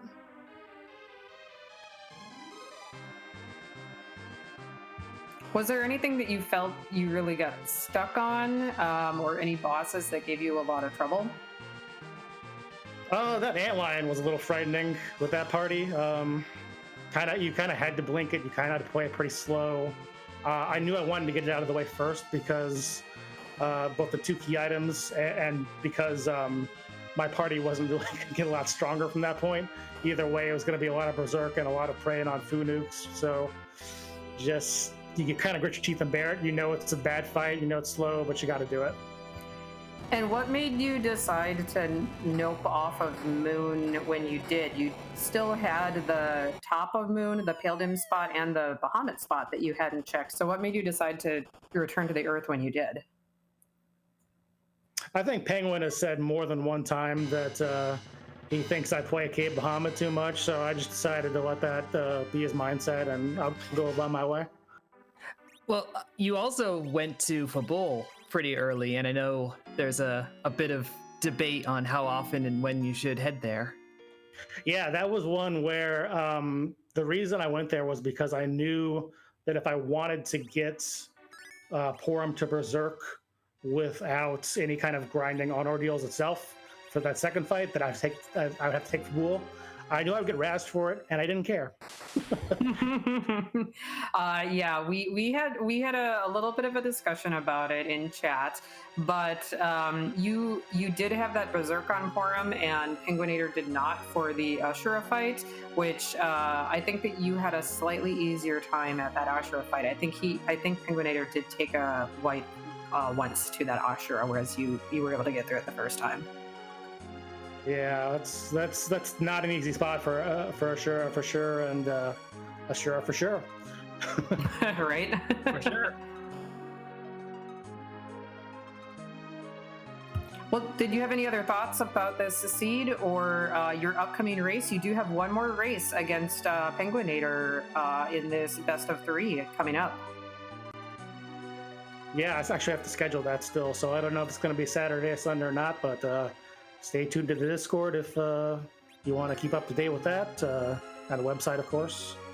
I guess my thought is that we should, what we should do for these best 2 out of 3 is we should do average time.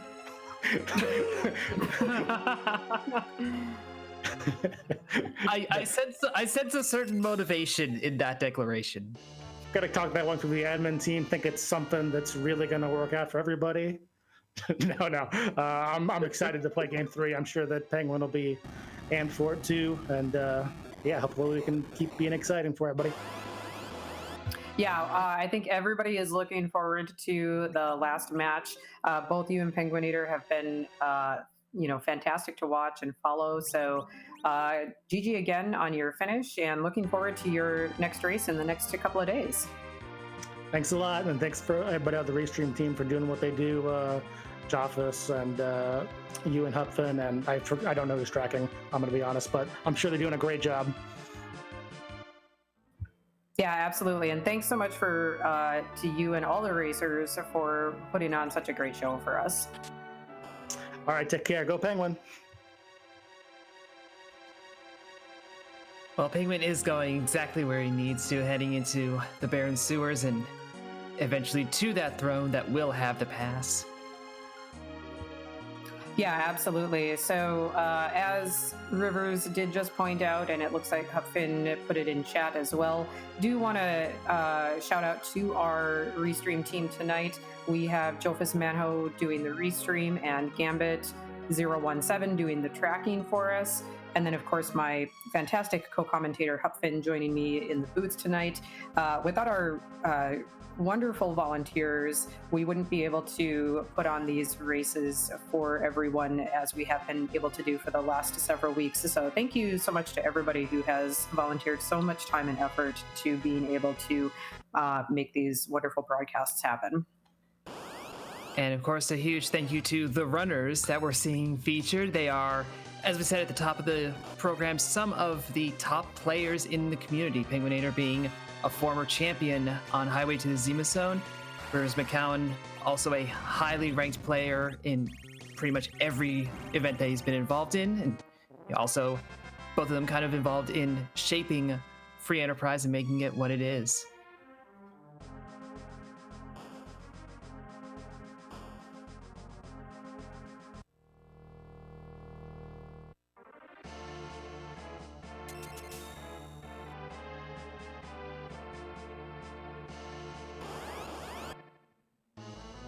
So penguin8r is actually gonna end up with the same key item collection that they had in their first match, getting everything but the adamant ore. Oh, interesting. I hadn't been paying that close attention to it, but yeah, that's a interesting bit of trivia. I'm glad that you pointed that out. Yeah, and so many times you get a full 17 out of 17. Getting all of the key items, and those seeds tend to be pretty long.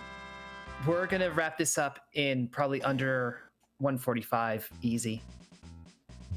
Yeah, penguin8r is going to be in go mode within the next probably 2 minutes here, I would imagine, and he's going to be at the pass door, so he's going to be in that Z fight very, very quickly. So again, just showing the caliber of runner to have done as much of this seed as he's been able to in the amount of time. He kind of hesitated on that cane, maybe wondering if he was going to take him with, but ultimately did decide to pass up on the Dragoon tonight. I feel like most people, if given the opportunity to dismiss pain, would do so.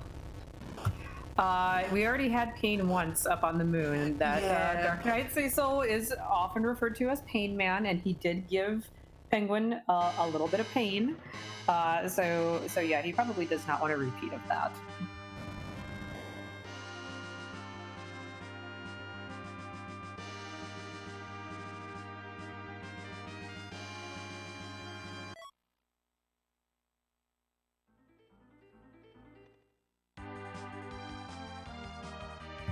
And there's his pass, enabling him to complete the last objective that he needs to get his crystal, making his way to Troya so he can open that pass door, get his crystal, and go on to his Zerolus fight.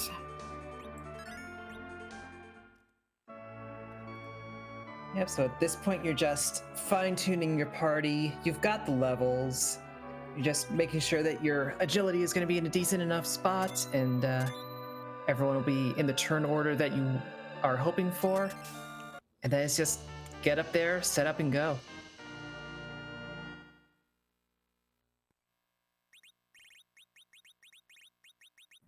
I think he has the same party that Rivers had for his fight, so we'll see if he decides to take the same strategy of berserking Edge and letting Edge do most of the damage, maybe some extra damage with some reflex from Fusoya, maybe even berserking Rosa.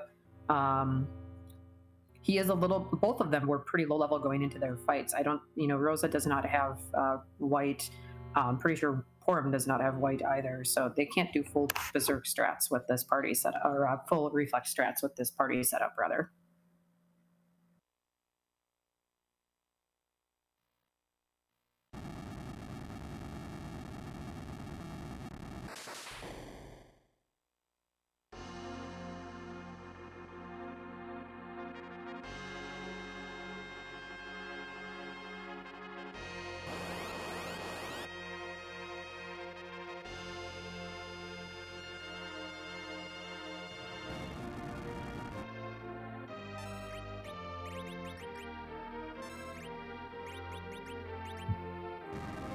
Penguin8r setting up the Zeromus fight. Gonna throw that crystal with Tella. Gonna reveal Zeromus's true form here.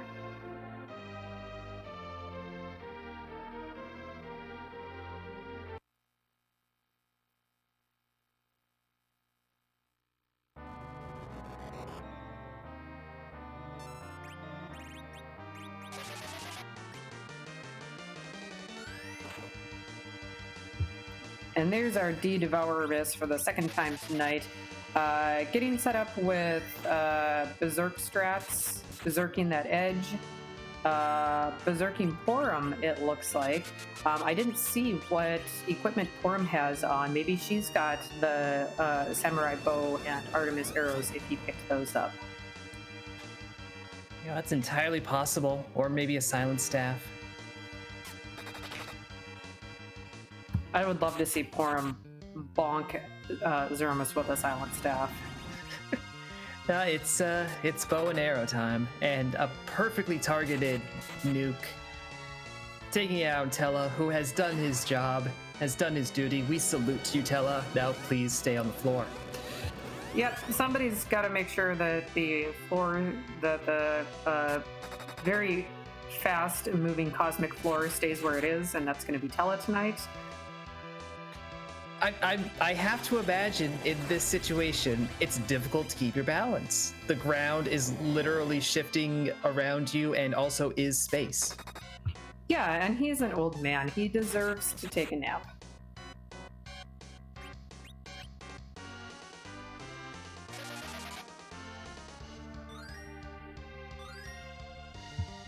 Fu throwing out a few nukes for some extra damage, reflecting those off so Penguin8r does not take a counterattack from them. Rosa curing the party up with those Cure 4s. Looks like he's got this pretty well in hand. I don't foresee any big problems here. He probably is going to take a full-powered Big Bang. If it's a high roll, it could wipe his party. Oh, he's using a unicorn. This is interesting. You do not see this very often. Yeah, so let's talk about this a little bit. This is going to remove the Berserk status from Porum and Edge. So he must have been counting his damage. Because if Zeromus reaches a certain amount of damage, I want to say it's 41,000, he will refill his HP and go into what we call phase 2. It's a second phase of attacks. However, if you are able to do damage to him by reflecting magic up to his total hit points, which is around 65,000, I think, he won't actually trigger that HP refill. So he's trying to avoid that HP refill by not actually doing direct damage.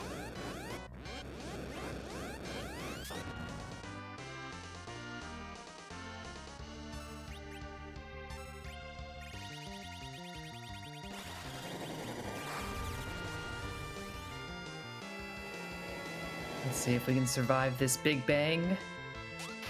Keep this strategy flowing. It's a high roll. Edge is the only one left. Darts out the spoon. Yeah, you're gonna have to start rezzing people. Ooh, yep, got the black hole. Everybody was already unberserked already.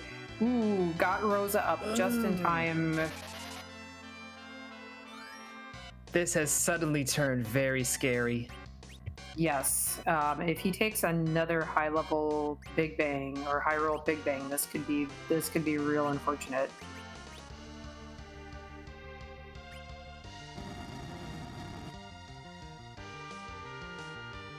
Trying to use that menu time to kind of get his bearings, get a sense of what he wants to do. There's a Big Bang straight away, though.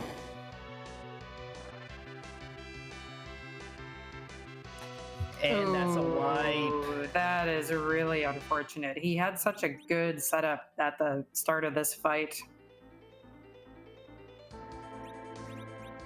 Looks like he's going to go back into it, though. We see him load the seed back up. Gonna do some menuing, gonna do some rearranging here, and then give it another go.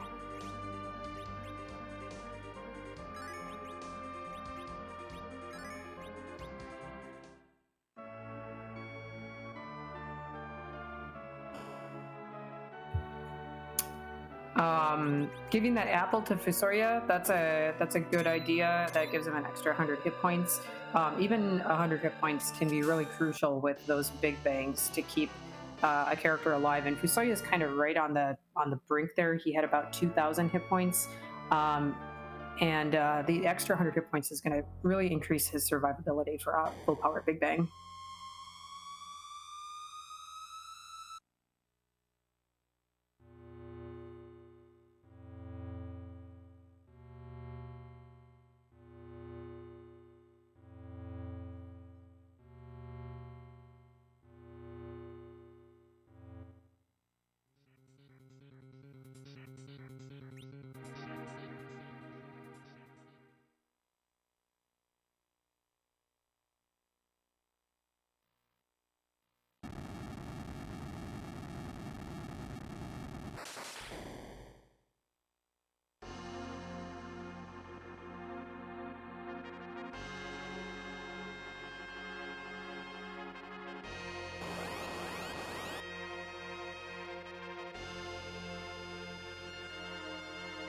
I really commend penguin8r for sticking this out. We have seen runners at this point, they would have, especially after taking a wipe, they would have forfeited. So penguin8r, again, just showing the caliber of his and his experience with this randomizer, going right back into it, doing a little bit of adjusting here, and wants to see this all the way through to the end.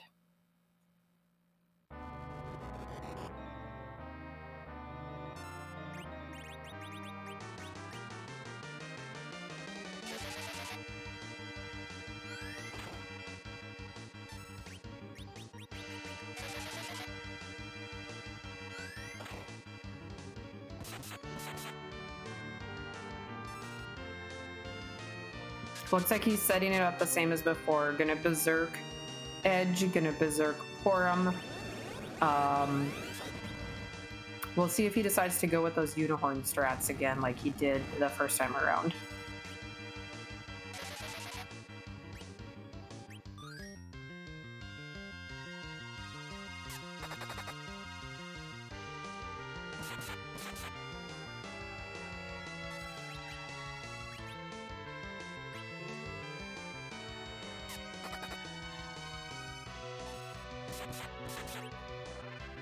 Did not get as lucky with the nuke roll this time. Having hit Edge rather than Tella. Not taking advantage of the fact that he has an extra party member though. Just letting Tella exist. Yeah, I think he did use Tella to cure 4 on Edge.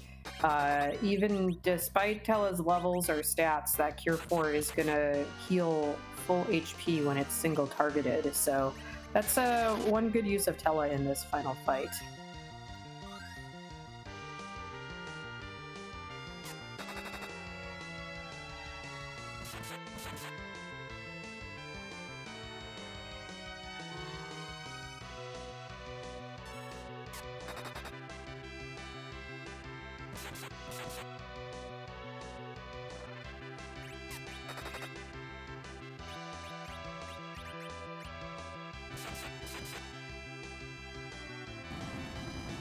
Is throwing out that Unicorn, so gonna try for the refill skip strats again.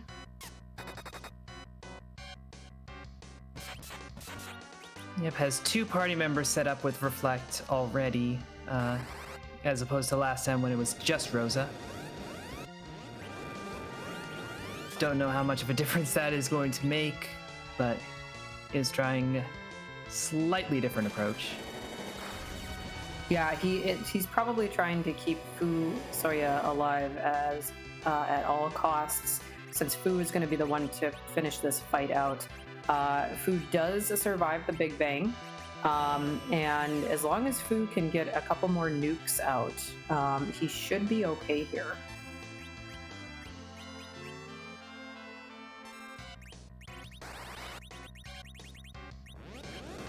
has to reapply that star veil since since the black hole removed it from Fu. Looks like he's thinking about darting that spoon for the last little bit of damage. And there we have it.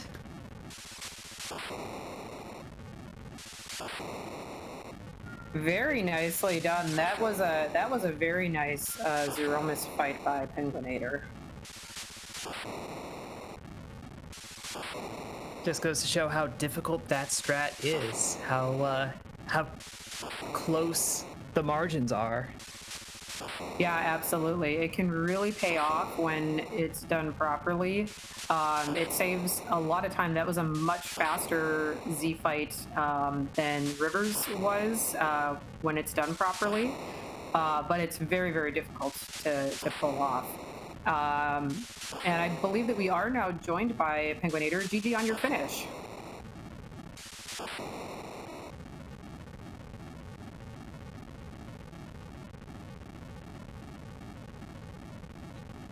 Might still have him muted.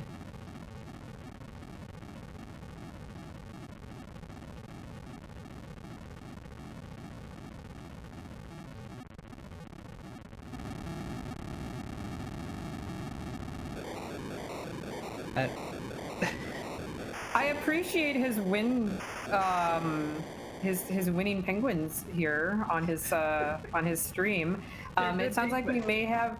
They are. It sounds like we may have some technical issues with Penguin8r's mic. We'll see if we can get him back in here in just a moment if he can get those resolved.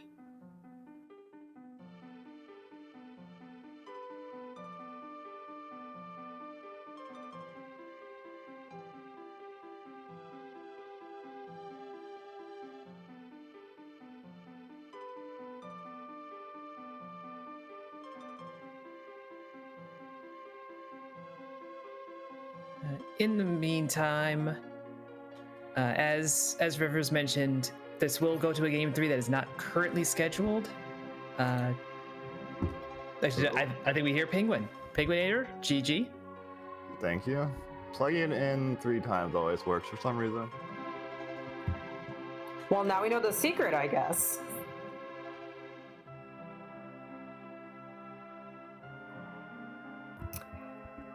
So what did you think of that seed? There were a couple things that tripped you up just a little bit. What do you think was the trolliest part of that seed for you? The early characters weren't great. I was keeping Rosa low. I just wanted to basically get out of the early game as soon as I had the chance to do a grind and slingshot a mage. And definitely seeing that CPU at that hook, I did not want to take that down with Dancing Daggers, so I was going to do anything possible to avoid that hook route. But turned out Fusilier and Edge showed up, so kind of the early preparing for slingshots didn't really take effect. But yeah, like you mentioned, a few bosses gave me some trouble. I was trying to be a little too fancy on Asura, going for the lifelock strat since I just reflecting. And then that vanilla doll fight, I'm still not sure why I didn't get even a chance to virus. I mean, that's literally the vanilla fight, so usually you get a little more time there to take out the last doll. And just I didn't really have the party for the big doll, so having to reset out of that was really unfortunate.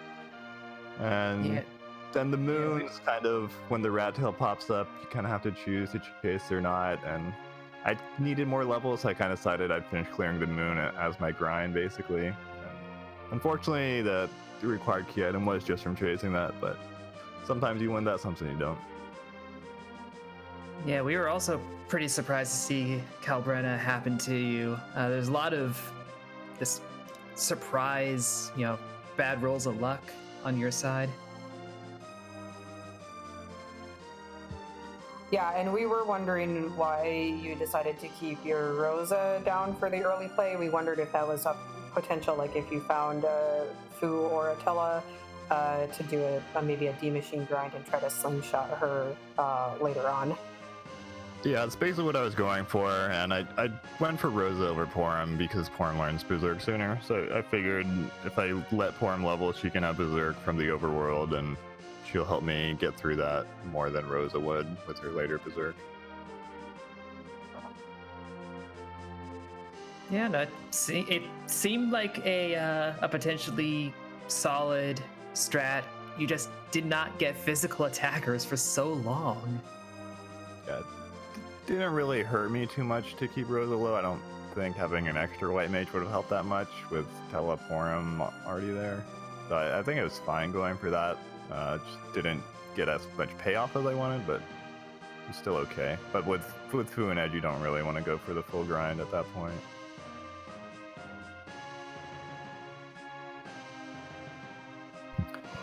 So is there anything that you think you would maybe change or adjust going into the third match this weekend? So I'll have to watch this back, but I'm guessing Rivers more or less did the same thing as me, just probably made fewer mistakes, and I'm guessing left the moon much sooner. He was basically, you were on the exact same trail that he was for almost the entire seed. I think he left the moon one boss before you did. You took that Dark Knight Cecil at Pale Dim, and he left after the Ogopogo spot. Okay. Yeah, I think in this case, yeah, like you're saying, we were mostly matching up in checks, so just need to clean up a few of those fights. I think that was really the big thing in this scenario, was messing up that Asura. The dolls, I don't know if that's my fault or got unlucky, but those couple mistakes, I think, were the biggest determining factor, I feel like.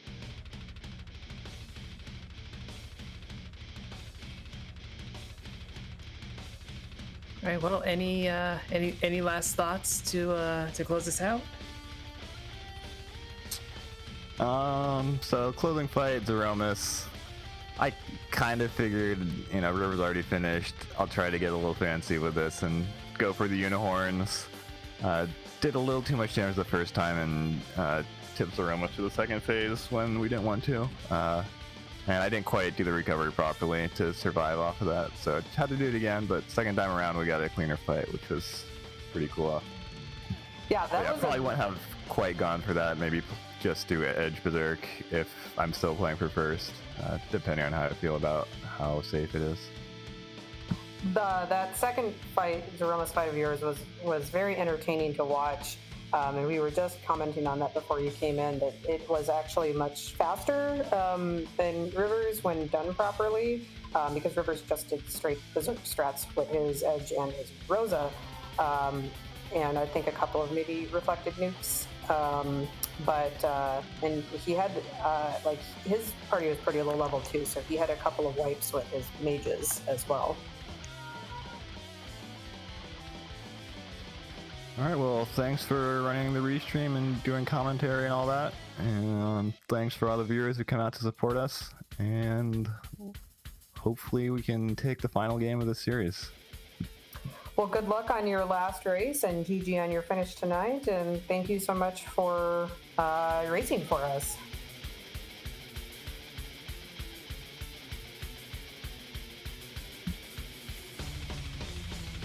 Yep. And with that, we are set to close out here today.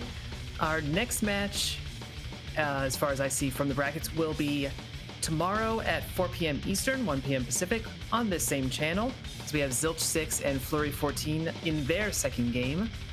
So hopefully that will be another exciting and challenging match for them.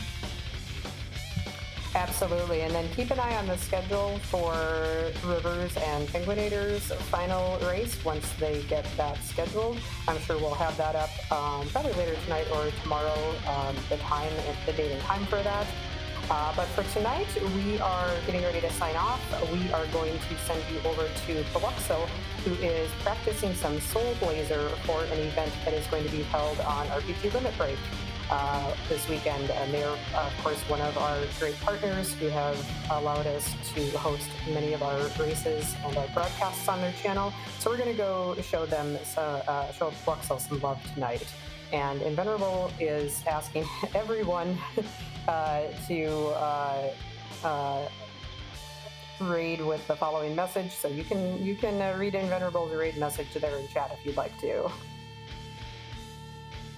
Yeah, we hope to see a lot of you over there, and we hope to see a lot of you back here for the next race. So until then, thanks for watching.